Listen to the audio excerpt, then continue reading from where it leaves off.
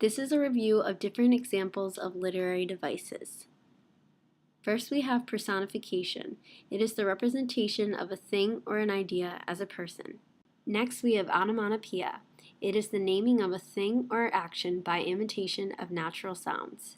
Next, we have alliteration. It is the repetition of the same sounds at the beginning of words. Now we are going to talk about literary elements. The first one is setting. It is the environment in which a situation is set. Then we have characters. They are a group of qualities and features that describe a certain person. Last is plot, which is the order of events in a narrative. Now follow along as I read this story, which identifies the literary devices and elements. It was late one night near Christmas in 1958. Some described the weather being as cold as Scrooge. There were snowflakes glistening in the night as they fell to the ground. Meanwhile, a red-headed girl by the name of Elizabeth and her blue-eyed brother Lane were sitting in their house not sure what to do that night. They both decided they were really in the mood for some ice cream sundaes, despite how cold it was outside.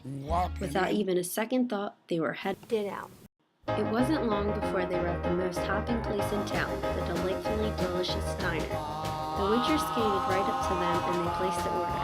As they sat there and talked, they were craving their sundaes. After about 5 minutes, the waitress was headed back over to their table when all of a sudden she slipped and the sundaes went flying through the air and landed on the floor with a splat. This diner wasn't known as the best restaurant in town for no reason at all. As soon as those sundaes hit the floor, the waitress was back in the kitchen whipping up some brand new ones. She rolled on over to Lane and Elizabeth and gave them their sundaes. The kids had huge smiles on their faces, and after the first bite, they knew their night was complete.